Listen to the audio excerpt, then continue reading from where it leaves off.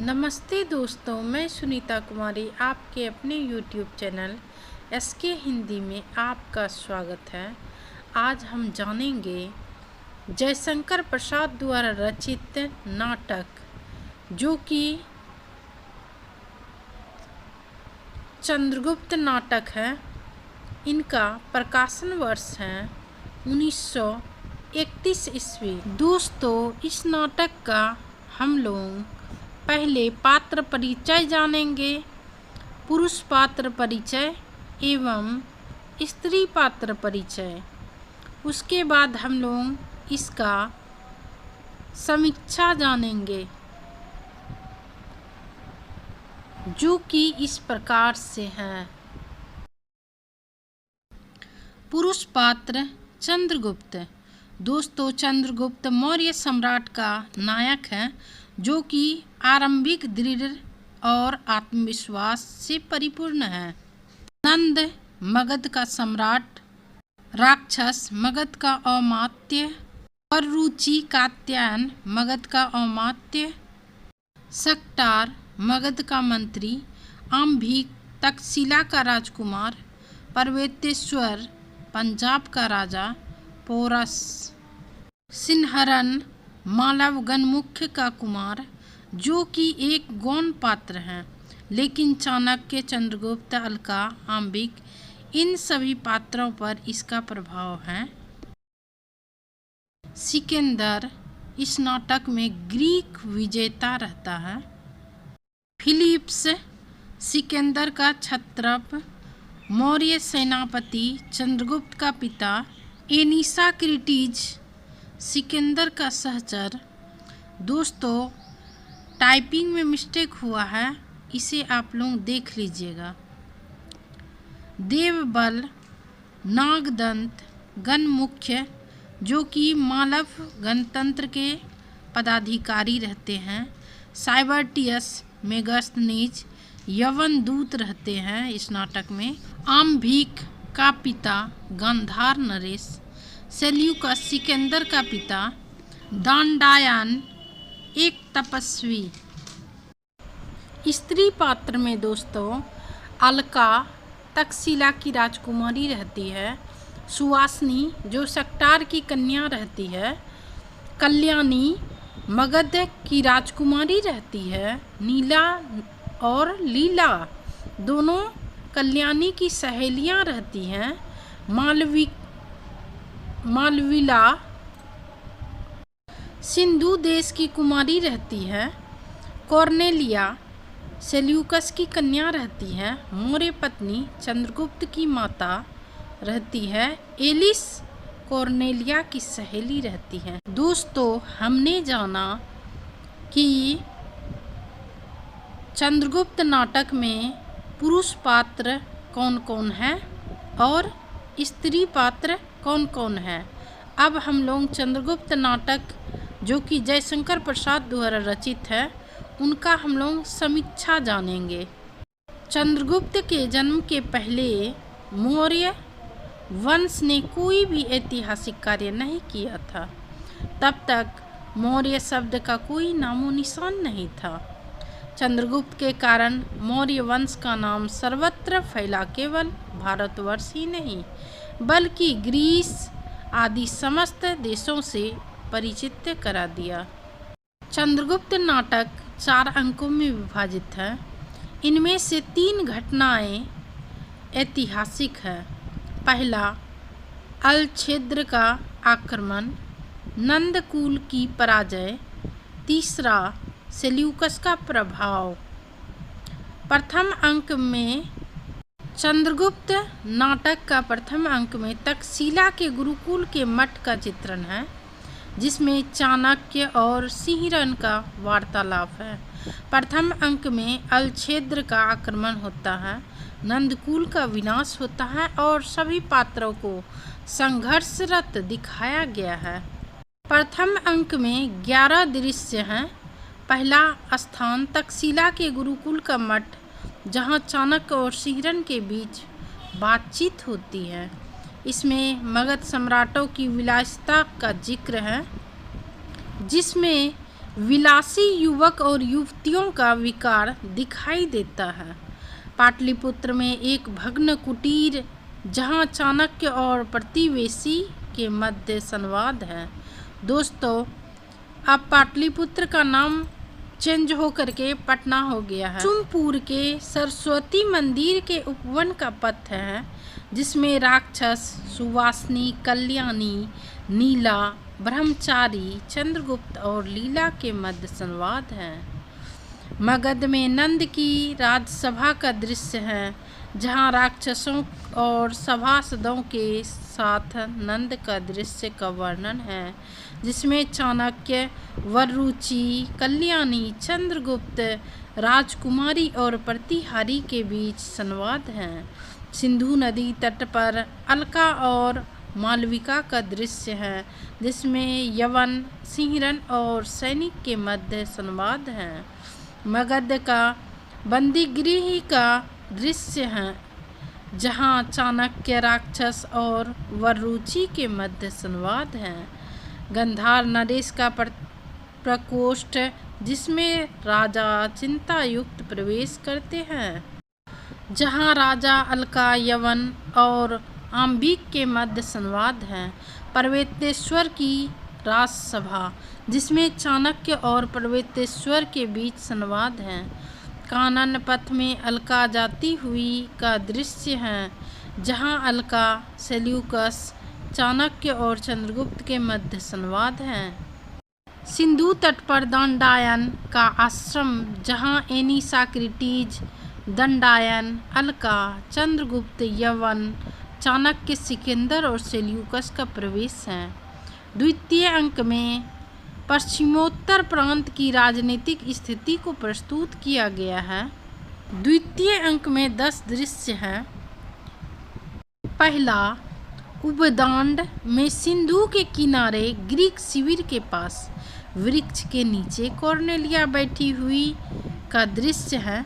दोस्तों, यहाँ पे उपदांड जो एक स्थान का नाम है, जिसमें कॉर्नेलिया, फिलिप्स, सिकंदर, एनिसाक्रिटीज, आंबिक, सेल्यूकस और चंद्रगुप्त के मध्य वार्तालाप है। झेलम तट का वनपथ, अलका, चाणक्य, चंद्रगुप्त, गांधार, राजसिंहरन, कल्याणी, सेनापति और पर्वतेश्वर के मध्य वार्तालाप है। युद्ध क्षेत्र, सैनिकों के साथ पर्वतेश्वर, सेनापति, कल्याणी, चंद्रगुप्त, सेल्यूकस, सिंहरन, सिकंदर के मध्य वार्तालाप है। मालव में सिंहरन के उद्यान का एक अंश, मालविका, चंद्रगुप्त, कल्याणी और सैनिक के बीच वार्तालाप है। स्थलबंदी गृह, घायल, सिंहरन और अलका, सिंहरन और पर्वतेश्वर के बीच वार्तालाप है। मालवों के स्कंधार वार में युद्ध परिषद, देवबल, नागदंत, सिंहरन, गणमुख्य और चाणक्य के मध्य वार्ता। पर्वतेश्वर का प्रवेश, जहां अलका और पर्वतेश्वर के मध्य वार्ता। रावी के तट पर सैनिकों के साथ मालविका और चंद्रगुप्त नदी में दूर पर कुछ नावें। चंद्रगुप्त, मालविका, सैनिक, सिंहरन, अलका और यवन के मध्य वार्ता। शिविर के समीप कल्याणी और चाणक्य, जहाँ राक्षस, कल्याणी और चाणक्य के मध्य वार्ता। मालव दुर्ग का भीतरी भाग एक शून्य परकोटा, जहाँ मालविका, अलका, सिंहरन, सिकंदर, यवन और मालव सैनिक के मध्य वार्ता है। तृतीय अंक में चाणक्य के ज्ञान और बुद्धि से चंद्रगुप्त को शक्तिशाली बनाना और नंद का विनाश करना। चंद्रगुप्त को समस्त प्रजा द्वारा राजा स्वीकारना। इस अंक में 9 दृश्य हैं। प्रथम, विपाशा तट का शिविर, जहाँ राक्षस टहलता हुआ राक्षस चर नायक और नवागत सैनिक के मध्य वार्ता। रावी तट के उत्सव शिविर का एक पथ। पर्वतेश्वर अकेले टहलते हुए पर्वतेश्वर का आत्महत्या करने का प्रयास।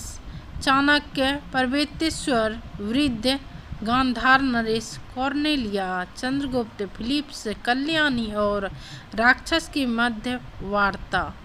रावी का तट सिकंदर का बड़े प्रस्तुत है। चाणक्य और पर्वतेश्वर, सिकंदर, चंद्रगुप्त और सेल्यूकस के मध्य वार्ता है। पथ में चर और राक्षस चर, राक्षस सिंहरन, अलका, चाणक्य, पर्वतेश्वर, चंद्रगुप्त, मालविका के बीच वार्ता। मगध में नंद की रंगशाला, जहां नंद सुवासिनी के साथ दुर्व्यवहार करना चाहता है किंतु राक्षस के आने पर रुक जाता है। कुसुमपुर का प्रांत भाग। चाणक्य, मालविका, अलका और सक्टार। नंद के राजा मंदिर का एक प्रकोष्ठ। नंद, वरुचि, स्त्री, प्रतिहार, मालविका। कुसुमपुर के प्रांत में पथ। चाणक्य, पर्वतेश्वर, अलका, मौर्य, सक्टार, चंद्रगुप्त, वरुचि, नागरिक। नंद की रंगशाला, सुवासिनी और राक्षस बंदी वेश में। नंद, नागरिक, सक्टार, चंद्रगुप्त, वरुचि, चाणक्य। चतुर्थ अंक में पर्वतेश्वर के मृत्यु के पश्चात कल्याणी का आत्महत्या कर लेना। सभी आंतरिक विद्रोह को चाणक्य समाप्त कर देता है। राक्षस एवं सुवासिनी और चंद्रगुप्त एवं कॉर्नेलिया विवाह कर लेते हैं।